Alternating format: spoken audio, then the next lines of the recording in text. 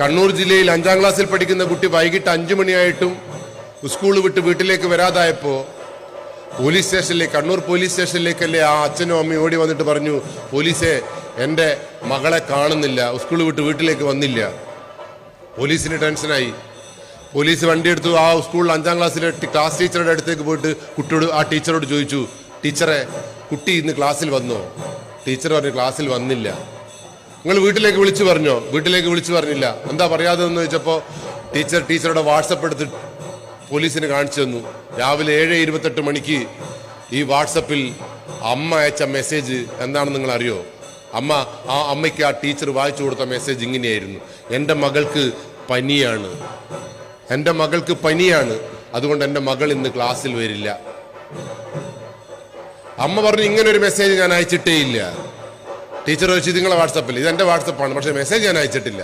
മിഞ്ഞാന്ന് ഈ മെസ്സേജ് അയച്ചതാരാന്ന് അമ്മയോട് ചോദിച്ചപ്പോൾ അതയച്ചത് ഞാനാണ്, അതിൻ്റെ അപ്പുറത്തും ഞാൻ അയച്ചത്, ഇപ്പുറത്തും ഞാൻ അയച്ചത്, ഇത് ഞാനല്ല എന്ന്. നിങ്ങളെ മൊബൈൽ ഫോൺ വേറെ ആരെങ്കിലും എടുക്കാറുണ്ടോ എന്ന് ചോദിച്ചപ്പോൾ എൻ്റെ മൊബൈൽ ഫോൺ എൻ്റെ മക്കളല്ലാണ്ട് വേറെ ആരാ എടുക്കുക? അങ്ങനെ അമ്മയോട് ടീച്ചറും പോലീസും ഒന്നും പറഞ്ഞില്ല. മകളെ കിട്ടാത്ത ദുഃഖത്തിന് പോലീസ് വാട്സപ്പിലും ഫേസ്ബുക്കിലും ഇൻസ്റ്റഗ്രാമിലും എല്ലാം ഈ മെസ്സേജ് അയച്ചു. കുട്ടിയെ കാണുന്നില്ല, 5ാം ക്ലാസ്സിലെ കുട്ടിയെ കാണുന്നില്ല എന്ന് പറഞ്ഞ് മെസ്സേജ് അയച്ചപ്പോൾ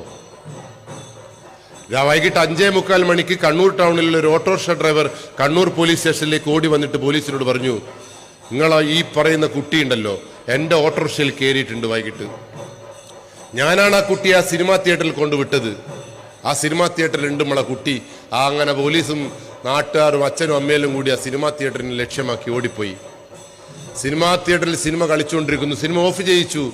സകല ലൈറ്റും സിനിമാ ഹാളിന്റെ ഉള്ളിൽ ഇട്ടിട്ട് പോലീസ് പരിശോധിച്ച് നോക്കുമ്പോൾ ആ സിനിമാ ഹാളിന്റെ ഏറ്റവും പുറകിലുള്ള ഇടത്തേ സൈഡിലുള്ള 2 സീറ്റിൽ 5ാം ക്ലാസ്സിലെ പെൺകുട്ടി, 11 വയസ്സുള്ള പെൺകുട്ടി ഒരു ചെക്കൻ്റെ നെഞ്ചത്ത് തലവെച്ച് സിനിമ കാണുന്നു.